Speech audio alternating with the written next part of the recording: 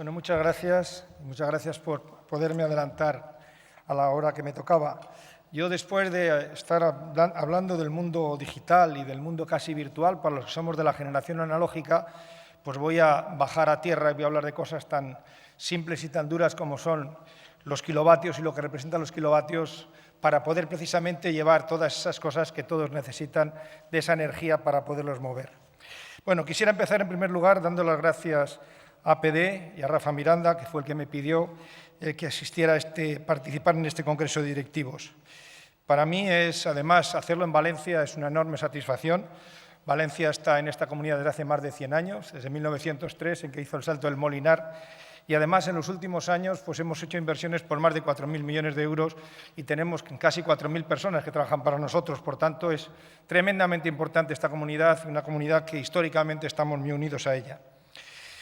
En la intervención abordaré los retos a los que se enfrenta hoy el sector energético, un sector que tiene una tremenda relevancia social y económica y además un tremendo factor tractor y dinamizador de la economía y que además en momentos de incertidumbre como los actuales pues puede ser especialmente importante y necesario. El mercado energético, como no puede ser de otra manera, no es ajeno también a esta crisis financiera y económica que comenzó en el año 2008. En primer lugar, se ha ralentizado el consumo mundial de energía. Las previsiones a largo plazo siguen siendo optimistas. Según la Agencia Internacional de la Energía, la demanda mundial crecerá un 33% entre el 2010 y 2035, pero se espera que este incremento sea moderado y esté impulsado fundamentalmente por países emergentes como India y China, que van a representar el 50% de ese crecimiento. En los países desarrollados, por contra, la demanda de energía seguirá con una tendencia decreciente que llevamos los últimos años. En segundo lugar, también las emisiones de gases de efecto invernadero han aumentado en este periodo, a pesar de todas las medidas que se han tomado, alcanzando un máximo histórico en el año 2011, con un aumento del 3% en comparación con el 2010, lo que nos aleja de los objetivos establecidos a escala mundial para luchar contra el cambio climático. Además, la causa ha sido el precio especialmente bajo de los derechos de emisión en la zona euro, lo cual no ha contribuido precisamente a hacer un cambio de tecnologías de las más emisoras a las menos emisoras. Por otra parte, también diferentes factores económicos y geopolíticos, como la llamada primavera árabe, han desembocado en una inestabilidad del precio internacional del crudo, con los efectos correspondientes en los precios energéticos. La enorme volatilidad, finalmente, experimentada en los mercados de capitales, también ha tenido un efecto negativo en los costes de financiación de un sector tan intensivo en capital como es el sector energético. Este diagnóstico tiene incluso mayor aplicación en el caso español. Por un lado, desde el punto de vista del consumo y de la eficiencia, la llamada intensidad energética, es decir, el consumo por unidad de Producto Interior Bruto, en España ha tenido una mejora muy inferior al resto de los países de nuestro entorno. Además, tenemos una tremenda dependencia exterior. Es cierto que se ha reducido en los últimos años, pero seguimos teniendo niveles del orden de 76%, 20 puntos por encima de la Unión Europea. Esta situación en materia de seguridad de abastecimiento se agrava aún más si se tiene en cuenta el escaso nivel de interconexión eléctrica con nuestros países del entorno, apenas un 4%, muy por debajo del 10% que definió la Unión Europea. Dentro de unos años parece que se están construyendo alguna interconexión más con Francia, pero todavía estaremos en unos niveles tremendamente escasos, con lo cual esta dependencia exterior seguirá siendo muy elevada. Pero a todos estos problemas, digamos, de orden exógeno, tenemos otros de orden interno, que en este momento se materializan en lo que nosotros llamamos en el sector, y ya se ha acuñado en toda España, que es el déficit de tarifa. El déficit de tarifa es ni más ni menos que la diferencia entre lo que nos dejan cobrar y lo que nos obligan a pagar por lo que compramos a algunos productores de ciertos tipos de tecnología. Estas decisiones son decisiones políticas que, en mi opinión, no puede ser de otra manera, han sido inadecuadas y que nos han llevado a que en este momento la mitad de la factura eléctrica que hoy pagamos corresponda a costes totalmente ajenos al suministro. El montante de las primas que pagamos es similar al coste de la energía que producimos. Por tanto, creo que no es muy difícil saber que esto es una situación absolutamente insostenible. Como decía, la factura total que pagamos los españoles son unos 38.000 millones, de los cuales 12.000 millones son la energía que producimos a valor de precios de mercado. Es decir, toda energía de toda clase de fuentes, renovables, no renovables, hidroeléctricas, nucleares, térmicas, etcétera, etcétera. 7.000 millones para las redes y los transformadores, subestaciones, etcétera. Es decir, todos los caminos y los canales que tenemos para llevar la energía a nuestras casas, nuestras industrias. Y prácticamente otros 12.000 millones son destinados a esas subvenciones o primas que, como repito, son prácticamente del mismo montante del valor de la energía que producimos. Y el resto son impuestos y tasas que tenemos que pagar tanto a nivel autonómico como municipal como a nivel nacional.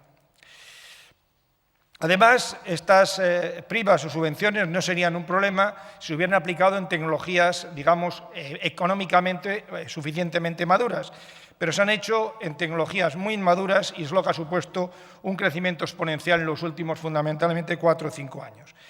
Desde el año 2007 solamente esto se ha más que triplicado y en este momento son casi 9.000 millones, de las cuales la mitad de estos 9.000 millones, 8.500 millones, es para retribuir unas tecnologías que solamente producen el 4% de la energía nacional, que son las energías solares. Es decir, hemos puesto un montón de dinero en unas tecnologías muy inmaduras que están encareciendo de una manera tremendamente elevada las facturas de todos los consumidores.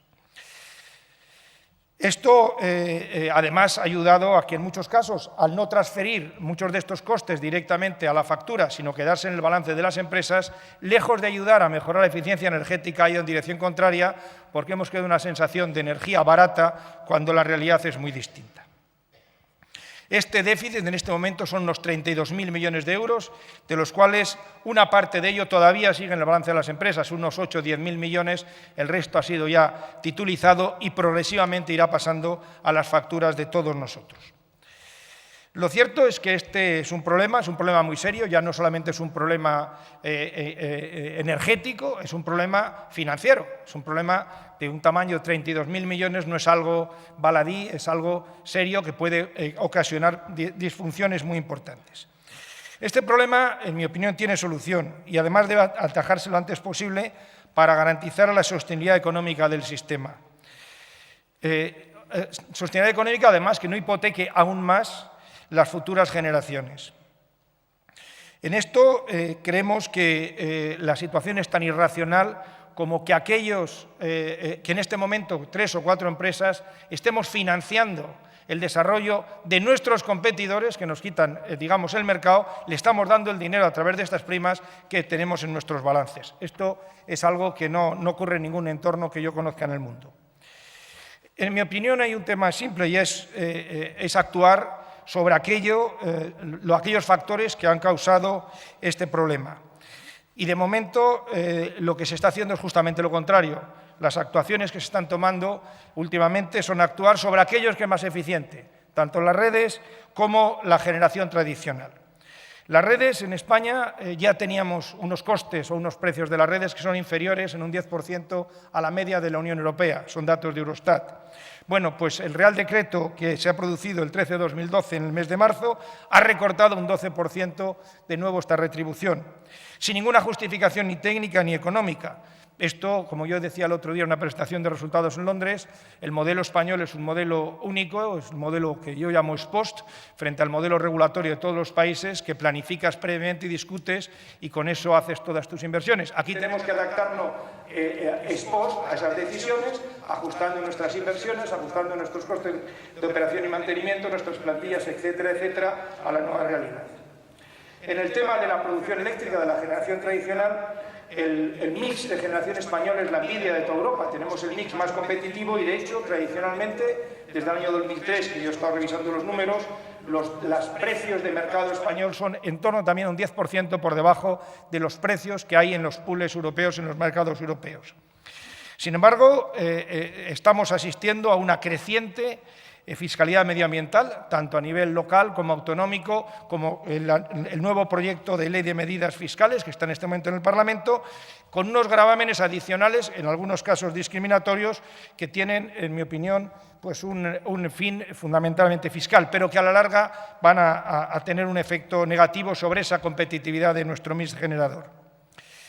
En este sentido, para avanzar hacia un modelo energético, la solución a todos los problemas que he mencionado anteriormente, y que la industria pueda seguir desempeñando su papel tractor, es un sector que emplea a mucha gente directa e indirectamente, y que el sector disponga de unos menores costes, es necesario, en primer lugar, tener un marco jurídico y regulatorio en que las empresas desarrollen su actividad de una manera que sea un marco transparente, objetivo, predecible, y que, desgraciadamente, no solamente el caso español, sino el caso de muchos países de la Unión Europea, como mencioné ahora mismo, no es lo habitual en países de nuestro entorno.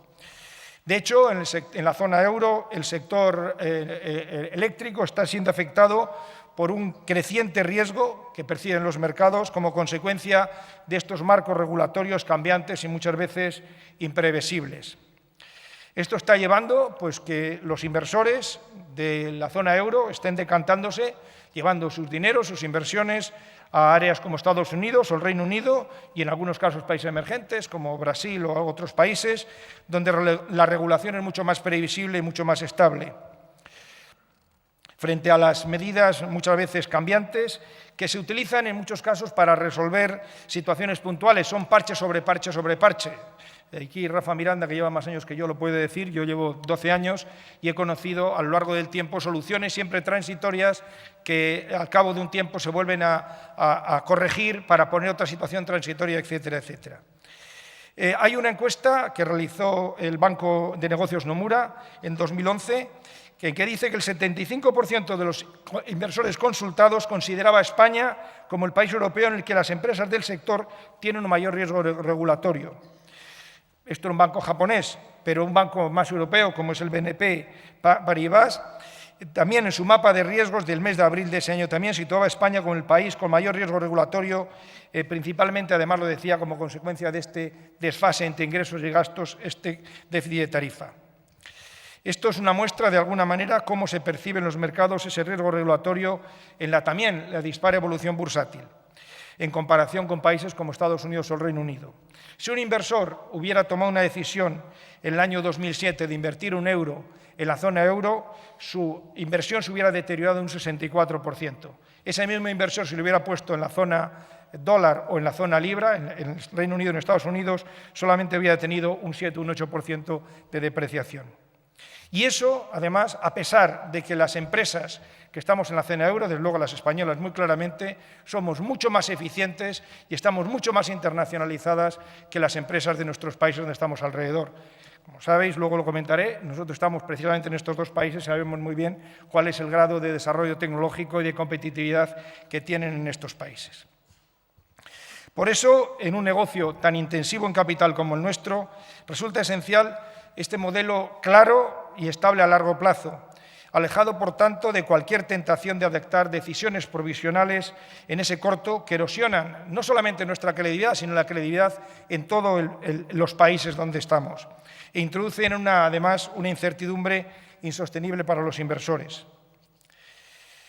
La industria eléctrica precisa de dos vectores. Por una parte, capacidad tecnológica y, por otra parte, recursos financieros. La capacidad tecnológica la tenemos y además somos capaces de hacer cosas dentro y fuera de nuestro país y somos además, como he dicho, tremendamente eficientes. La segunda parte, esos recursos financieros que tenemos que captar de terceros, de esos mercados financieros. Y la facilidad o no facilidad de captar esos recursos, gracias a esa estabilidad o menos estabilidad, más predecibilidad o menos predecibilidad, va a redundar en mayor o menor coste. Y ese mayor o menor coste, cuando la materia prima, una de las materias primas importantes de nuestro negocio, es precisamente el capital, nos lleva a que podamos ser más o menos competitivos y finalmente los precios que tengamos que pasar a nuestros clientes sean menores o mayores. Esto está llevando a que en algunos países, por ejemplo el Reino Unido, se estén haciendo marcos cada vez más alargados en el tiempo, de manera que podamos captar recursos a un plazo mucho más largo, en menores condiciones, con lo cual los costes que incurrimos y por tanto que pasamos finalmente a nuestros clientes puedan ser inferiores y puedan beneficiarse de ese mejor marco regulatorio. Las bases para un modelo energético, objetivo y previsible a largo plazo, en mi opinión, tienen que responder a dos preguntas. ¿Qué tipo de energía queremos ¿Y a qué precio estamos dispuestos a pagar? ¿Queremos energía barata o queremos energía cara? ¿Queremos energía más limpia o queremos energía menos limpia? ¿Queremos ser más dependientes? ¿Queremos ser menos dependientes? Pero ¿cuál y cuánto estamos dispuestos a pagar? También preguntarlo. Y segundo, ¿queremos o no queremos en el mercado? ¿Creemos que el mercado es la mejor solución para tener un nivel mayor de competitividad o podemos ir a otros modelos como modelos regulados o modelos intervenidos, etcétera, etcétera? En España, lo ha repetido en repetidas ocasiones el ministro de Industria, tenemos exceso de potencia instalada, entre otras cosas porque hemos llevado a una mala planificación, se ha hecho una mala planificación por parte de los que tienen obligación de hacerla. Y por otra parte, porque también la demanda ha caído en este periodo. Entonces, la pregunta, si hay un exceso de capacidad instalada y por tanto de posibilidad de producir, es que ¿qué hacemos? ¿Paramos lo más caro o paramos lo más barato? ¿Qué queremos? ¿Producir con aquello que es más caro y parar aquello más barato? ¿O paramos aquello que es más barato y producimos con lo más caro? Al final la ecuación tiene un resultado. La factura que hay que pagar al final será mayor o menor en función de la decisión que se tome. En mi opinión, y digo ya mi opinión, es que con la coyuntura económica que tenemos en la actualidad, no sé si España se puede permitir pagar de aquí al 2020 70.000 millones de euros de primas a valor presente. 70.000 millones que llegarán por un camino o por otro a los usuarios del sistema eléctrico. Entonces, si paramos y cerramos las centrales menos costosas, pues tendremos que pagar esos miles de millones. Si por el contrario no lo hacemos así, tendremos una situación mejor. Estamos hablando en muchos casos de tecnologías que valen 6 u 8 veces más unas que las otras. Estamos hablando de pagar a niveles de 50 euros megavatio hora o pagar a niveles de 400 euros megavatio hora. Esta es la decisión que tenemos que tomar de alguna manera. Si analizamos un análisis que en el gráfico que pongo ahí en la pantalla de la sostenibilidad económica y medioambiental, es decir, tenemos dos compromisos, el compromiso económico lo más barato posible, medioambiental que emita lo menos posible para cumplir los compromisos que tenemos con la Unión Europea. Creemos que en este gráfico se divide en dos secciones. Por una parte, la parte inferior izquierda, aparecen las que son, desde el punto de vista económico y medioambientalmente más competitivas. La hidroeléctrica, la nuclear, la eólica, el ciclo combinado de gas. Las tres primeras son de cero emisiones y el ciclo combinado emite apenas 350 gramos, que es un tercio de lo que emiten las centrales de carbón. En la área derecha se encuentran las tecnologías más caras. La fotovoltaica, la termosolar, que además es emisora, también consume gas y por tanto emite niveles parecidos a las otras. Y en la parte superior están las centrales de carbón, tanto de nacional como de importación, que son más baratas que las otras tecnologías, aunque son más emisoras. Y en la zona intermedia están, pues, como decía, el carbón de importación y la fotovoltaica, que la actual, que ha caído sustancialmente los costes y los precios a partir del año 2011 y cuyos precios en un futuro pueden ser competitivos con las otras tecnologías. Con un mix como el que apuntamos ahí en la zona verde, compuesto por esas tecnologías, incluso con tecnologías de carbón también, podríamos cumplir los compromisos de la Unión Europea. Si por el contrario vamos a la otra parte, con las solares, que apenas, como decía antes, aportan el 4% de la energía y representan un sobrecoste del 30%, pues nos llevará que nuestros costes incrementen en esa proporción. Por decir un ejemplo de la falta de planificación, la implantación masiva en el año 2008, España en el año 2008 instaló el 50% de todas las plantas solares del mundo.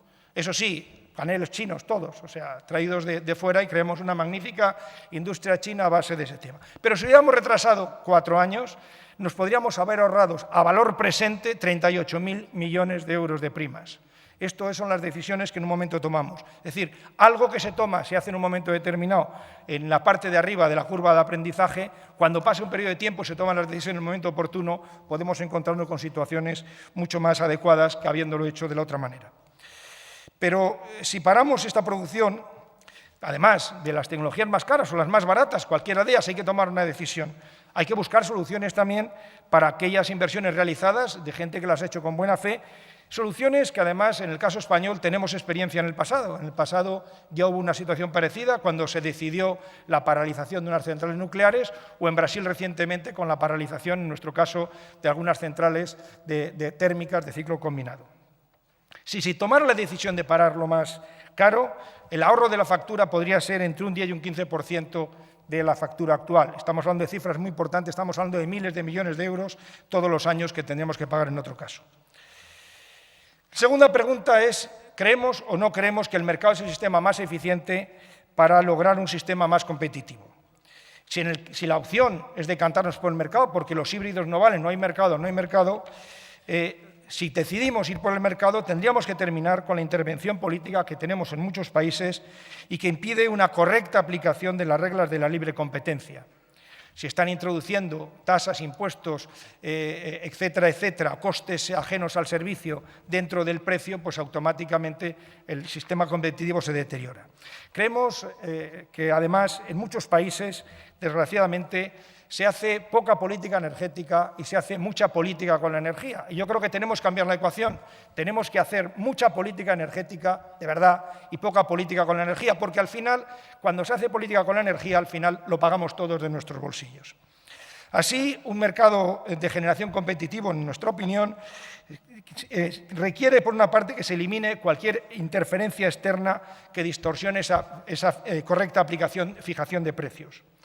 Contar con un tratamiento homogéneo de todas las tecnologías, no que tengamos sistemas, diferentes de unas respecto a otras, teniendo en cuenta en ese tratamiento la competitividad económica y medioambiental, y luego establecer una tributación no discriminatoria por tecnologías. Por lo que se refiere a las redes, si queremos tener un suministro fiable y no expuesto a inclemencias meteorológicas, estamos viendo lo que ocurre en otros países en los últimos días, ni a las saturaciones que impidan un correcto servicio, y aquí nos recordamos que en España no hace tantos años teníamos esos problemas con una cierta asiduidad, en concreto en la Comunidad Valenciana, pues cuando llega este sector era bastante habitual el verano unos cortes sistemáticos de suministro, o sea, no es tan alejado, y esto puede ocurrir si no se toman las medidas adecuadas para hacer las inversiones que se han realizado y que hay que seguir haciendo.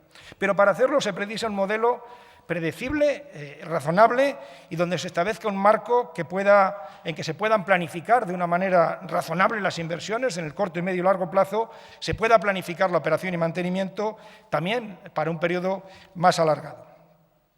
Por eso creemos que más que nunca es necesaria una regulación que, como decía antes, yo denomino ex ante, en que las reglas estén establecidas de antemano.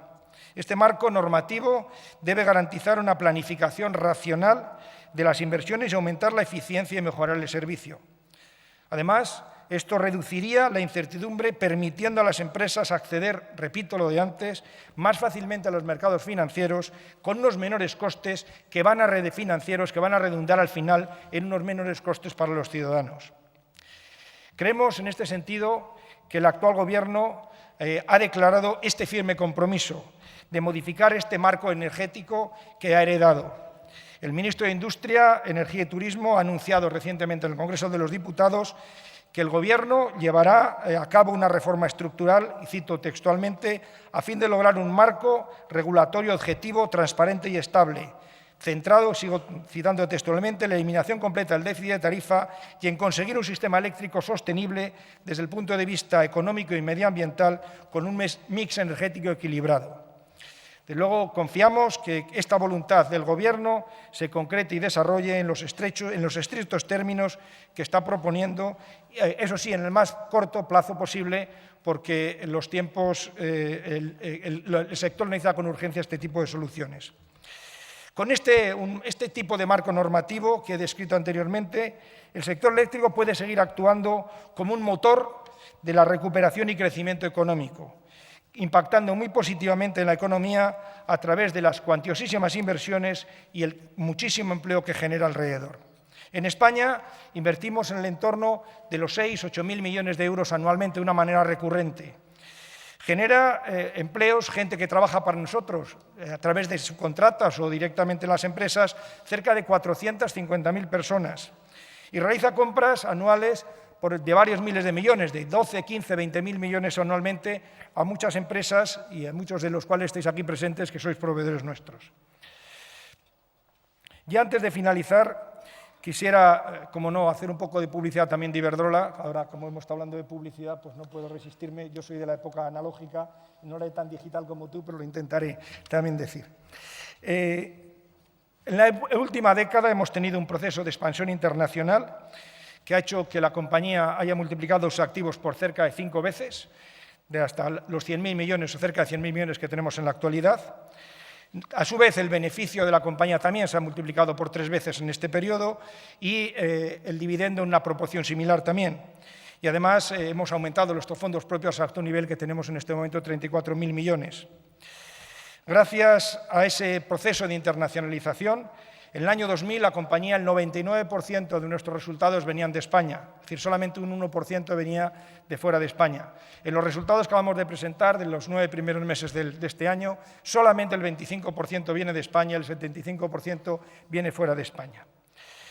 Además, y eso a pesar de que en España hemos hecho inversiones en estos años por 20.000 millones de euros, es decir, hemos invertido fuera, pero hemos invertido muchísimo en nuestro país también, gracias a lo cual pues ya no hay problemas de suministro, ni corte de suministro, ni todo ese tipo de cosas que ocurrían hace 10 o 12 años. En este momento, en que estamos en decenas de países, fundamentalmente los ejes de nuestro negocio son el Reino Unido, Estados Unidos, México y Brasil, además de España. En este sentido, somos hoy el primer productor de energía eólica del mundo, con más de 14.000 megavatios de potencia instalada. Somos el primer generador eólico y una de las 3 mayores empresas de distribución eléctrica del Reino Unido. Por supuesto, la mayor compañía energética de España, el segundo mayor productor de energía eólica de Estados Unidos, con presencia en 23 estados, y somos distribuidores de electricidad y gas en los estados de Nueva York y Maine, no la ciudad de Nueva York, por tanto, el apagón de Nueva York no es culpa nuestra, hemos tenido otros problemas, pero lo de Nueva York no hemos sido nosotros. Somos el principal distribuidor de energía de Brasil y el segundo mayor productor de energía eléctrica de México. Damos empleo directo a 31.000 personas en el mundo y suministramos energía a una población de 120 millones de personas en todos estos países.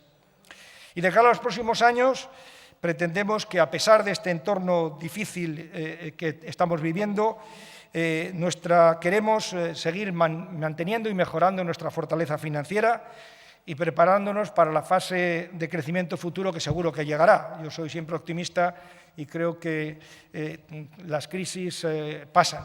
Yo recuerdo, tuve la suerte de trabajar con una persona muchos años que siempre decía que él en su vida solamente había conocido crisis. Se tuvo que marchar cuando era estudiante del ICAI, se tuvo que marchar cuando la Guerra Civil Española terminó su carrera en Bélgica y cuando volvió, primera crisis, segunda crisis le cogió la Guerra Civil Española, la Guerra Mundial, y todas las crisis en esto. Y me decía, hijo, te tienes que acostumbrar a gestionar la crisis porque la vida es crisis con algún pequeño periodo de bonanza. Es decir, estamos en una crisis y tenemos que aprender a gestionarla dentro de eso, pero vendrán periodos de bonanza, como él decía, siempre, y estoy seguro que llegarán. Para eso hemos puesto, además, en este sentido, puesta en marcha una serie de actuaciones. Hemos moderado nuestras inversiones, vamos a bajar las inversiones casi un 40% en estos 3 años, frente al trienio anterior, a 12.300 millones. Fundamentalmente van a ir destinadas al Reino Unido, con más de un 40%, y a Brasil, con más de cerca de un 25%. Realizaremos algunas desinversiones de activos no estratégicos y de países no estratégicos por unos 2.000 millones y seguiremos recortando gastos. A pesar de que somos benchmark en eficiencia a nivel europeo, seguiremos reduciendo y aumentando la eficiencia en clientes por empleado, en kilovatios hora por empleado, etcétera, etcétera, y intentar conseguir una reducción de 400 millones en este periodo. Y seguir reforzando nuestro avance para terminar con un apalancamiento en los niveles de en torno al 40% y mejorar aún más nuestros ratios financieros, ya de por sí razonablemente buenos. En este momento Iberdrola es de las grandes empresas españolas la que tiene mejor rating. No es un consuelo, puesto que todos estamos siendo afectados por el rating soberano, pero dentro de esto es la empresa de las grandes que tiene el mejor rating en este momento y queremos seguirlo manteniendo. Y con esto pues esperamos poder pasar esta crisis sin que nuestros accionistas, nuestros 520.000 accionistas, muchos de ellos valencianos, pues no se vean afectados en los dividendos que vayan a recibir a lo largo del periodo.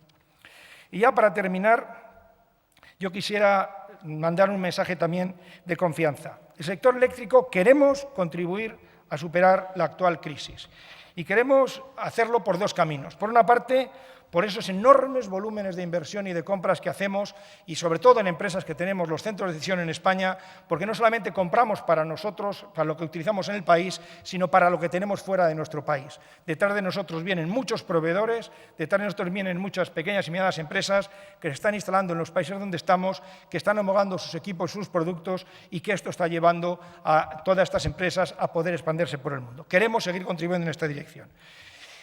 Pero para esto necesitamos y precisamos que se sienten las bases de una política energética más racional y más de largo plazo, con el objetivo de tener un modelo sostenible económica y medioambientalmente. Modelo económica y medioambientalmente que ayude a que los costes de nuestra producción, de nuestra generación, de nuestra distribución, puedan redundar en unas mejoras de competitividad también para todos los que sois nuestros clientes, nuestros usuarios. Si tenemos un modelo que no es predecible, objetivo, estable, etcétera, etcétera, los mercados, y repito, nuestra materia prima, una de las materias principales es el dinero. Si ese dinero lo tenemos que captar de una manera más costosa, difícilmente podremos tener una energía más competitiva, unos precios más competitivos. Si tenemos un modelo en el cual estamos metiendo tecnologías muy costosas, 6 o 7, 8 veces más costosas que otras, difícilmente podrá llegar a la factura de los consumidores unos precios con los cuales poder competir dentro de su sistema económico. En definitiva, queremos, de alguna manera, que las empresas eléctricas ayudemos a todos a poder salir de esta crisis, repito, con nuestras inversiones, con nuestras compras y con un modelo energético que sea lo más predecible y lo menos costoso, porque hacemos las cosas de una manera racional en el corto, en el medio y en el largo plazo. Nada más, muchas gracias por vuestra atención. Gracias.